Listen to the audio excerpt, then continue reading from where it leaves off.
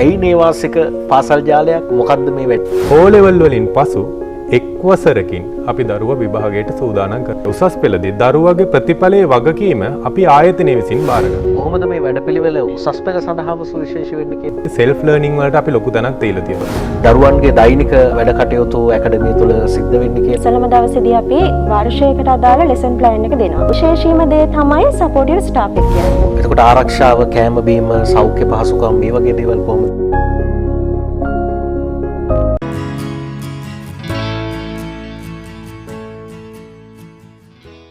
විශ්වවිද්‍යාල සිහිනය යථාර්ථයක් උදෙසා සිග්මා ඇකඩමි ලංකාවේ විශිෂ්ටතම උසස් පෙළ නේවාසික පාසල.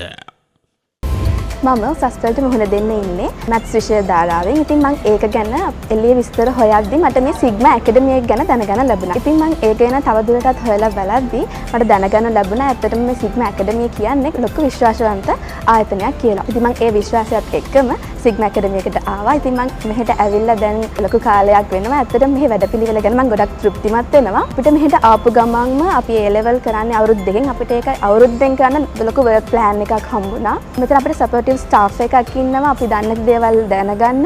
එයාලා අපිට ලොකු මඟ පෙන්වීමක් කරනවා අපේ අධ්‍යාපන කටයුතු සාර්ථකව කරගෙන යන්න. ඒ වගේම සර්ලා උනත් තනි තනියෙන් වෙනම අපි ගැන හොයලා බලනවා. එතනම අපි එක පවුලක් වගේ මෙතන ඉන්නේ. කෑම බීම, නවාතැන් පහසුකම්, ආරක්ෂාව අතින් ඉහළ ස්ථානයක ඉන්නවා සිග්මා ඇකඩමිය. ඉතින් විශ්වවිද්‍යාල සිහිනය යථාර්ථයක් කරගන්න එන්න ඔයාලා හැමෝම සිග්මා ඇකඩමි අපිත් එක්ක එකතු වෙන්න. විශ්වවිද්‍යාල සිහිනය යථාර්ථයක් උදෙසා සිග්මා ඇකඩමි ලංකාවේ විශිෂ්ටතම උසස් පෙළ නේවාසික පාසල. උසස් පෙළ නේවාසික පාසල දරුවන්ගේ අදහසොත් එක්ක ඔබටත් දැනෙන්නේ නැති කෙටි කාලයකින්, ඒ කියන්නේ සමහරට අවුරුද්දකින් A level කරලා ඉවර කරන්න වටපිට සකස් වෙලා තියෙන තැනක්. සිග්මා ඇකඩමි ගැන අපි අද දවසේ කතා කරන්නේ. ඒ වෙනුවෙන් එහි නිර්මාතෘ ඒ වගේම අධ්‍යක්ෂ දිමුතු අබේතුංග මහත්මයා ඉන්නවා. ආයුබෝවන්. ඔෂිනි දිල්තරා මහත්මියත් ඉන්නවා. ආයුබෝවන් ඔබට. එතකොට මේ නේවාසික පාසල් ජාලයක් විදිහට ඔබ ක්‍රියාත්මක කරන්නේ ඇයි නේවාසික පාසල් ජාලයක් මොකද්ද මේ වැඩේ කියලා අපි මුලින්ම පැහැදිලි කිරීමක් කරමු. ඔව් මනෝජ්. සිග්මා ඇකඩමි කියන්නේ සාම්ප්‍රදායික අධ්‍යාපන ක්‍රමයේ තියෙන ගැටලු හඳුනාගෙන ඒ සඳහා පිළියමක් විදිහට තමයි මේ සිග්මා ඇකඩමි නේවාසික පාසල් ජාලය හඳුන්වා දීලා තියෙන්නේ. දැන් අද වන විට O level වලින් පසු දරුවන් මේ අධ්‍යාපනයෙන් බැහැරවීම ඉතාම ඉහළ ලෙස සිදු වෙනවා. කියන්නේ දැන් මම දත්ත විදිහට සලකනවා නම් 2023 අවුරුද්දේ 2023 අවුරුද්දේ පාසල් ඉදුම්කරුවන් 2,27,000ක් අතරින් විභාගයේ සමත් වෙන්නේ 77,000. විභාගයේ අසමත් වෙනවා 77,000. 2,29,000න් 77,000ක්ම විභාගයේ අසමත්. දැන් බයෝමැට්ස් සැලකුවාම 67,000ක් විභාග ලියනවා. මෙතනින් 30,000ක්ම විභාගයේ අසමත්. මෙන්න මේ ප්‍රතිඵල පිළිබඳව මේ දෙමව්පියෝ සහ දරුවෝ අතර තෘප්තිමත් භාවයක් නැහැ. මේ A level වලින් බැහැර වෙන්නේ මේක එක හේතුව. ඒත් එක්කම දැන් අපි දන්නවා මේ O level දක්වා දරුවෝ හැදෙන්නේ දෙමව්පියන්ගේ සෙවණේ. දෙමව්පියන්ගේ ආරක්ෂාව යටතේ. ඉතින් මෙන්න මේ විදිහට තමයි දරුවා ආරක්ෂිත වටපිටාවක තමයි හිටියේ. හැබැයි මේ A level වලට එද්දී දරුවා වෙනවා මේ ටියුෂන් එකට යවන්න. ඒ කියන්නේ නගරයේ ටියුෂන් එකට යවන්න වෙනවා. මේත් එක්කම දැන් මේ අද සමාජයේ වෙන දේවල් එක්ක බැලුවහම දෙමව්පියන්ට තියෙන ගැටලුවක් තමයි දරුවා ආරක්ෂිතද? එළියට යවද්දී මේ මත්ද්‍රව්‍ය එක ජාවාරම් තියෙනවා. මේ සමාජ මාධ්‍ය විෂමාචාරී ක්‍රියා. මෙන්න මේ දේවල් නිසා දරුවාගේ ආරක්ෂාව සම්බන්ධයෙන් ගැටලුවක් තියෙනවා. මෙන්න මේවට පිළියම් විදියට අපි අපේ නේවාසික පාසල ඇතුලේ ආරක්ෂිත සුවපහසු වටපිටාවක් දරුවට හදලා දීලා තියෙනවා. ඒත් එක්කම අර මුලින් මම කිව්වා වගේ මේ ප්‍රතිඵල අපි මේ උසස් පෙළදී දරුවගේ ප්‍රතිඵලයේ වගකීම අපි ආයතනය විසින් බාර ගන්න. ඉතින් මේකෙදි එතකොට දැන් සමස්තයක් විදියට ගත්තොත් අපේ දැන් එළිය ටියුෂන් එකත් එක්ක සැලකුවාම ළමයි 100ක් විභාගය ලියනවා නම් 40ක් 45ක් අතර ප්‍රමාණයක් විභාගයේ අසමත් වෙනවා. හැබැයි නේවාසික පාසල තුල විභාගයේ සමත් ප්‍රතිශතය 95ට වඩා වැඩි. ඉතින් මෙන්න මේ වගේ අර සාම්ප්‍රදායික අධ්‍යාපන ක්‍රමයේ තියෙන ගැටලුව වලට පිළියමක් විදියට තමයි මේ නේවාසික පාසල් ජාලය හඳුන්වලා දීලා තියෙන්නේ. ඒත් එක්කම අපිට දැන් මේ යන කාලය දැන් අපි දැන් මේ බොහොම සැලකිලිමත් වෙන්න ඕන දෙයක් තමයි මේ කාලය සම්බන්ධයෙන්. එළිය ටියුෂන් ගිහිල්ලා O level වලින් පස්සේ A level කරන්න දරුවෙක්ට යනවා අවුරුදු 2කමාරක් අතර කාලයක්. ඒකේ සමත් ප්‍රතිශතය ඉතාම අඩුයිනේ. ඒතකොට සෙකන්ඩ් ෂයි එකක් තර්ඩ් ෂයි එකක් කළා තමයි ළමයි කැම්පස් යන්නේ. හැබැයි මේ නේවාසික පාසල තුරින් O level වලින් පසු එක් වසරකින් අපි දරුවා විභාගයට සූදානම් කරනවා. ඒ අතර සමත් ප්‍රතිශතෙත් ඉහළම ප්‍රමාණයක තියාගෙන තියෙනවා. මෙන්න මේ කරුණු නිසා තමයි මේ නේවාසික පාසල කියන සංකල්පය අද දියුණු වෙලා තියෙන්නේ. මේ සිග්මා ඇකඩමි විශේෂ වෙලා තියෙන්නේ මෙන්න මේ කරුණු හින්දා. මත මේ පිළිබඳව අපිට තව වීඩියෝ දර්ශනයකින් දැනුවත් වෙන්නත් පුළුවන්.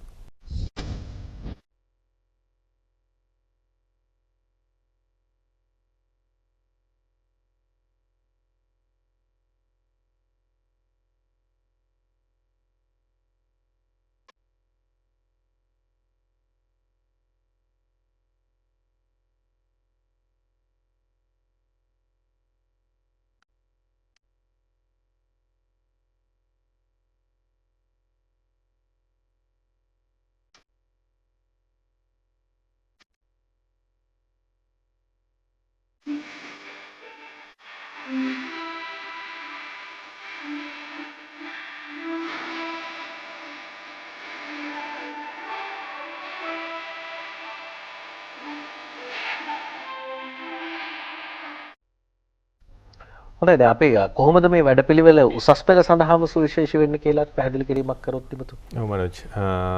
මේකෙදී දැන් උසස් පෙළ සම්බන්ධයෙන් ගත්තාම දැන් මෙතන ඉන්නේ O level වලින් පසු උසස් පෙළ කරන්න ඉන්න දරුවෝ විතරයි. ඒතකොට අපේ අධ්‍යාපන ආයතනයේට අපි ගන්න උසස් පෙළ ළමයි විතරයි. එකම වයස් කාණ්ඩයක දරුවෝ තමයි ඉන්නේ. ඉතින් ඒත් එක්කම මේ උසස් පෙළ කියන්නේ අර සාමාන්‍ය පෙළට වඩා වෙනස් වෙන්නේ මෙතෙන්දී දරුවන්ගේ මහන්සිය දරුවන්ගේ කැපකිරීම වැදගත්. ළමයි වැඩ කරන ප්‍රමාණය මත ප්‍රතිඵලය තීරණය වෙනවා. ඉතින් ඒ නිසා මෙතෙන්දී ළමයි වැඩ කරන ප්‍රමාණය ඉතා ඉහළ මට්ටමකට ගන්න ඕන. දැන් වීඩියෝ එකේ උනත් දකින්න ඇති self learning වලට අපි ලොකු තැනක් දීලා තියෙනවා. මොකද ළමයි තනියෙන් මේක වැඩ කරලා තමයි මේක ඉස්සරහට යන්න පුළුවන්. ඉතින් මෙතෙන්දී මේ උසස් පෙළ සඳහා සුවිශේෂී වෙන්නේ. උසස් පෙළේදී වැදගත්ම දෙයක් තමයි මේ කාල කළමනාකරණය සහ ඵලදායීතාවය. ඉතින් අපි මේක ගැන සැලකිලිමත් වෙන්න ඕන. ඉතින් දැන් මේ කාල කළමනාකරණය වගේම ඵලදායීතාවය අපි ඉගෙනීමේ ක්‍රියාවලියේදී මෙන්ම ඉගෙනීමේ ක්‍රියාවලියටත් අපි යොදාගෙන තියෙනවා. මම උදාහරණයක් කියන්නම්කො මෙහෙම. දැන් අපේ ආයතනයේ ලෙක්චර් එකක් තියෙනවනේ. දැන් ගුරුවරයෙක් ඇවිල්ලා උගන්වනවනේ. ගුරුවරයෙක් ඇවිල්ලා ඉගන්වුවට පස්සේ දරුවට පුළුවන් මේ ලෙක්චර් එක අද තිබුණු ලෙක්චර් එක වේගය හොඳයිද, වේගය වැඩිද, වේගය අඩුයිද, උගන්වන දේ තේරුණාද, තේරුණේ නැද්ද මේ විදියට ෆීඩ්බැක් එකක් දෙන්න. එතකොට ඒක ආයතනයෙන් තමයි ඒක එකතු කරන්නේ. රේටින් සිස්ටම් එකක් තියෙනවා. මේකත් එක්ක අපිට පුළුවන් අර ගුරුවරයාගෙත් උපරිම ඵලදායීතාවය ලබා ගන්න. මෙන්න මේ වගේ අර උසස් පෙළ සඳහාම ගැලපෙන වැඩපිළිවෙලක් තියෙනවා අපේ ගාව. ඒත් එක්කම දැන් අර මම කිව්වා වගේ දැන් මෙතන අර එකම වයස් කාණ්ඩයක ළමයි ඉන්නේ. O level වලින් පසු වසරකින් A level කරන ළමයි. ඉතින් මෙන්න මෙයාලා මේ එකම කණ්ඩායමක් ඉන්නේ. හැමෝටම තියෙන එකම අරමුණක්. ඉතින් මේ වෙලාවේ දැන් අපේ ගාව ඉන්න ළමයි වැඩ කරන ළමයි ඉන්නේ. මෙතෙන්ට එන ළමයෙක්ට දැන් වැඩ කරන්නේ නැත්තම් එයා ඒත් හැබැයි යාට එහෙම නිකන් ඉන්න හිතෙන්නේ නැහැනේ. මොකද අර ලොකු පිරිසක් වැඩ කරද්දී එක ළමෙක්ට පැත්තකට වෙන්නේ නැහැනේ. එයා හිතනවා මෙයාලට වැඩ කරන්න පුළුවන් නම් මටත් පුළුවන්. ඉතින් මෙන්න මේ විදිහට හිතලා එයත් අනිවාර්යයෙන්ම අර වැඩ කරන පිරිසත් එක්ක වැටෙනවා. මොකද එකම අරමුණක් තමයි ළමයිට තියෙන්නේ. ඉතින් අර උසස් පෙළ විතරක් අරගෙන අපි අර එකම අරමුණක් තියෙන ළමයි ප්‍රමාණයක් ඉන්නේ. ඉතින් මෙන්න මේකයි අර සිග්මා ඇකඩමි කියන නම උසස් පෙළ සඳහාම සුවිශේෂී වෙලා තියෙන්නේ. හොඳයි අපි සිග්මා ඇකඩමි පිළිබඳව තවදුරටත් කතා කරනවා. ඊට කලින් අපි කෙටි විරාමයක් ලබා ගන්නවා. විශ්වවිද්‍යාල සිහිනය යථාර්ථයක් උදෙසා සිග්මා ඇකඩමි ලංකාවේ විශිෂ්ටතම උසස් පෙළ නේවාසික පාසල. හොඳයි අපි සිග්මා ඇකඩමි පිළිබඳව මේ කතා කරමින් ඉන්නේ. දැන් ඔෂෙනි අපි කොහොමද දරුවන්ගේ දෛනික වැඩ කටයුතු ඇකඩමිය තුළ සිද්ධ වෙන්නේ කියලා අපි කතා කරොත්. මෙහෙමයි මනෝජ්. දැන් දිමුත්ස කිව්වා වගේ අපේ ඇකඩමියට එන දරුවෙක්ට ඉස්සලම දවසේදී අපි වර්ෂයකට අදාළ ලෙසන් ප්ලෑන් එක දෙනවා. එතෙන්දී විශේෂ වෙන්නේ දරුවට වගේම දෙමව්පියන්ටත් අපේ අරමුණ මොකක්ද, අපේ සැලැස්ම මොකක්ද කියන දේ ගැන අවබෝධයක් ඇති වෙනවා. ඉතින් දිමුත්ස කිව්වා වගේ අපිට ඊටාම වැදගත් දේ තමයි කාල කළමනාකරණය කියලා කියන්නේ. ඉතින් දැන් මෙතෙන්දී උදේ 6ට නැගිටින දරුවා උදේ 8 ඉඳන් දවල් 1 වෙනකල් දේශන වලට සහභාගී වෙනවා. ඊට පස්සේ දවල් 2 ඉඳන් හවස 5 වෙනකල් එයාලට තියෙන self study time එක. එතෙන්දී සුවිශේෂීම දේ තමයි supportive staff එක කියන්නේ. දැන් supportive staff එක කියලා කියන්නේ දැන් දරුවෙක්ට එදිනෙදා දේශනවලදී මොනවා හරි දේශන සම්බන්ධ ගැටලුවක් හෝ නැත්නම් තමන්ගේ අධ්‍යයන කටයුතු වල ගැටලුවක් හෝ निराකරණය කරගන්න අපේ ආයතනයෙම ඉගෙනගෙන විශ්වවිද්‍යාලයට තේරීපත් වෙලා ඉන්න දරුවන් පිරිසක් තමයි supportive staff එක විදියට වැඩ කරන්නේ. ඉතින් ආයේ රෑ 8 ඉඳන් රෑ 11 වෙනකල් යාළුවට තියෙන self study time එක. දැන් සාමාන්‍යයෙන් ගත්තොත් මනෝජ් රෑ 11න් පස්සේ අපේ ආයතනික වෙලාව ඉවරයි. හැබැයි රෑ 11න් පස්සෙත් වැඩ කරන දරුවන්ට ඒ සඳහා අවශ්‍ය කරන නිදහස් වටපිටාව අපි ආයතනය තුළ නිර්මාණය කරලා තියෙනවා. ඉතින් ඒ වගේම තමයි මේ විදිහට සතිය දවස් 6ක් දරුවෝ වැඩ කරනවා. ඉරිදා දවස එයාලට නිවාඩු දවසක් විදිහට තමයි දීලා තියෙන්නේ. ඉතින් දැන් මනෝෂ්ටම පේන වෙති සමහර ළමයි ඉන්නවා කිලෝමීටර් 40 50 දුර ගෙවාගෙන ටියුෂන් ක්ලාසස් වලට යන. එහෙම දරුවෙක්ට ගමනටම පැය 3-4ක් වැය වෙනවා. දැන් මෙතන තියෙන විශේෂත්වය තමයි අපි දරුවන්ට අපේ ආයතනය තුළදී ඒ වැය වෙන කාලය සම්පූර්ණයෙන්ම ඉතුරු කරලා දීලා තියෙනවා. ඉතින් දරුවන්ට තියෙන්නේ ඉගෙන ගන්න විතරයි. ඉතින් ඒ විදිහට දරුවන්ට සුවිශේෂී වැඩපිළිවෙලක් තමයි. ඒ කියන්නේ සාම්ප්‍රදායික අධ්‍යාපන ක්‍රමයේ තියෙන ගැටලු වලට විසඳුමක් විදිහට තමයි අපේ දෛනික සැලැස්ම නිර්මාණය වෙලා තියෙන්නේ. දැන් බලන දෙමව්පියන්ට හිතෙන්න පුළුවන් සමහරලාට මේ වැඩපිළිවෙල ඒකාකාරීද වගේ හැඟීමක්. උත්තරේ තියෙන්නේ ඔබ ළඟ මේකටත් වැඩපිළිවෙලක් ඇති.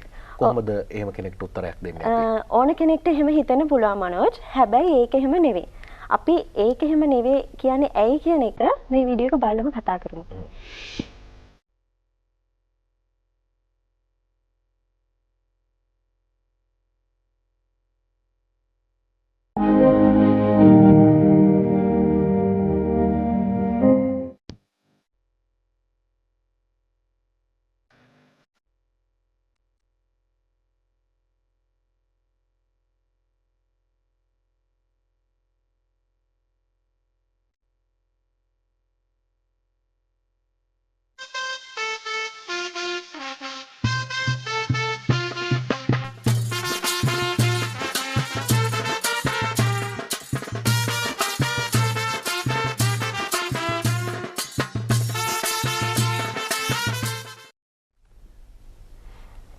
ඉතින් මනෝජ් දැන් මේ වීඩියෝ එකේ පේන විදිහට අපේ ආයතනය තුළ පැදුරු සාජ්‍ය, අවුරුදු උත්සව, ක්‍රිකට් ක්‍රීඩා තරඟ, ඒ වගේම වොලිබෝල් තරඟ, තව නායකත්ව වැඩමුළු, ඒ වගේ වැඩසටහන් රාශියක් මම හිතන්නේ ආසන්න වශයෙන් කිව්වොත් 10කට වඩා වැඩියෙන් අපේ ආයතනය තුළ වර්ෂයක් තුළ ක්‍රියාත්මක වෙනවා. ඉතින් එතකොට අර වැදගත්ම දේ තමයි දරුවෙක්ට එයා ගාව තියෙන්න ඕනි, හදා ගන්න ඕනි අර නායකත්ව කුසලතා, පෞරුෂ සංවර්ධනය, ඒ වගේම සහයෝගීතාවය, නිර්මාණාත්මක චින්තනය, ඒ වගේ soft skills ගණනාවක් දරුවෙක් තුළ වර්ධනය කරගන්න අපේ ආයතනයේ මේ වැඩසටහන් තුලින් එයාලට දීලා තියෙනවා. මොකද කිව්වොත් මේ හැම වැඩසටහනක්ම සංවිධානය කරන්නේ දරුවෝ. අපි කරන්නේ යාලට අවශ්‍ය මඟ පෙන්වීම දෙන එක විතරයි. ඉතින් ඒ විදිහට ඒකාකාරීත්වයක් නැතුව විනෝදයෙන් තමන්ගේ විභාගෙට ඉලක්ක කරලා වැඩ කරන්න අපේ ආයතනයේ දරුවන්ට අවස්ථාව හදලා දීලා තියෙනවා. ඔව්. එතකොට ආරක්ෂාව, කෑම බීම, සෞඛ්‍ය පහසුකම් මේ වගේ දේවල් කොහොමද සකස් කරලා තියෙන, සූදානම් කරලා තියෙන්නේ? ඔව් දැන් මේ ආරක්ෂාව ගැන කියද්දී අපි මෙතෙන්ට මේ උපරිම තාක්ෂණය භාවිතා කරනවා සෑම වෙලාවකදීම. දැන් මෙතෙන්දි ගත්තොත් පැය 24ෙම ක්‍රියාත්මක CCTV පද්ධතියක් මගින් ආයතනය 100%ක් ආවරණය කරලා තියෙන්නේ. ඒත් එක්කම දැන් මේ CCTV විතරක් නෙමෙයි මේකට ආරක්ෂක නිලධාරීන් විශේෂයෙන්ම ඒ සඳහා පුහුණුව තියෙන ආරක්ෂක නිලධාරීන් පැය 24ෙම ක්‍රියාත්මක වෙනවා. ඉතින් දැන් ඒකත් එක්ක මේ ආරක්ෂාව කියද්දි බැඳිලා තියෙන දෙයක් තමයි විනය කියන දේ. දැන් අපිට ආරක්ෂාව ඉහළ නංවන්න පුළුවන් මේ විනයත් එක්ක. ළමයි අතර විනයක් තියෙන මේක අපිට ආරක්ෂාව කියන දේ ගැන ලොකුවට බොරු වෙන්න ඕනේ නැහැ. දැන් මුලින්ම අපි දරුවා අපිට පළවෙනි දවසේම එන දවසේ ඉඳන් අපි විනය කියන දේ ගැන ඉහළින්ම සලකනවා. දරුවගේ විනය ඉහළ නංවන්න අවශ්‍ය සියලු වැඩ කටයුතු සිදු කරනවා. ඒ තුලින් මේ දරුවන් තුල අභ්‍යන්තර ආරක්ෂාව තහවුරු කරලා තියෙනවා. දැන් මනෝජ් ඊළඟට ඇහුවා මේකේ කොහොමද ආහාර පාන. ආහාර පාන අපේ ආයතනය තුලම තමයි සකස් කරන්නේ. දරුවන්ට අවශ්‍ය සමබල පෝෂ්‍යදායී ආහාරය අපි ලබා දීලා තියෙනවා. මීට කලින් ඉදිරියටත් ඒ විදිහටම ක්‍රියාත්මක වෙනවා. ඉතින් මේකෙදි මේ දරුවන්ට ඕන තරමක් බෙදාගෙන කන්නත් පුළුවන්. මොකද මේ නේවාසික පාසලක්නේ, ළමයි හැමදාම අපිත් එක්ක ඉන්නේ. දැන් අවුරුද්දක් එක දිගට ඉන්නේ. ඉතින් අපි ඒ දරුවන්ගේ දෙමව්පියෝ වගේ. ඉතින් ඒ දරුවන්ට අවශ්‍ය සමබල පෝෂ්‍යදායී ආහාර ලබා දෙන්න අපි සෑම විටම ක්‍රියාත්මක වෙනවා. ඔව්. අපි අවසාන වශයෙන් සඳහන් කරමු කොහොමද මේ සූදානම් වෙන්නේ, සම්බන්ධ වෙන්නේ පාසලට කියලා. දුරකථන අංක, විස්තර, ඒ වගේ දේවල් ගැනත් අපි කතා කරොත්. අපේ සිග්මා ඇකඩමි නේවාසික පාසල් ජාලය දකුණු පළාත තුල මාතර, තංගල්ල නගරවල, ඒ වගේම බස්නාහිර පළාතේ ගම්පහ අත්තනගල්ල ශාඛාව විදිහට ශාඛා ව්‍යාප්ත වෙලා තියෙනවා. ඉතින් දරුවන්ට දැන් මේ O level වලින් පසු එක් වසරකින් A level කරන්න දරුවන්ට සම්බන්ධ වීමේ හැකියාව තියෙනවා. ඉතින් අපේ දුරකථන අංකයකට ඇමතුමක් ලබාගෙන සම්බන්ධ වෙන්න පුළුවන්, වැඩි විස්තර ගෙන්නව ගන්න පුළුවන්. ඒ වගේම අපගේ ඕනෑම ආයතනයකට පැමිණිලා කොහොමද මේක වැඩපිළිවෙල වෙන්නේ? නේවාසික පහසුකම් නිරීක්ෂණය කරන්න පුළුවන්. ඒ වගේම කෑම බීම ගැන පිළියෙල ගන්න ආකාරය නිරීක්ෂණය කරන්න පුළුවන්. මෙන්න මේ දේවල් ගැන සලකලා දරුවන්ට පුළුවන් රෙජිස්ටර් වෙන්න. ඔව් ඒ දුරකථන අංක වලට ඔබට කතා කරන්න පුළුවන්, ගිහිල්ලා තොරතුරු විමසන්න පුළුවන්. අද අපි සිග්මා ඇකඩමි පිළිබඳව කතා කළේ. අපි සිග්මා ඇකඩමි පාසල් ජාලයේ නිර්මාතෘ අධ්‍යක්ෂ දිමුතු අබේතුංග මහතාට සහ ඔෂිනි දිල්තරා මහත්මියට එමනම් ස්තුතිවන්ත වෙනවා මේ දැනුවත් කිරීම වෙනුවෙන්. බොහොම ස්තුතියි. ආයුබෝවන්. විශ්වවිද්‍යාල සිහිනය යථාර්ථයක් උදෙසා සිග්මා ඇකඩමි ලංකාවේ විශිෂ්ටතම උසස් පෙළ නේවාසික පාසල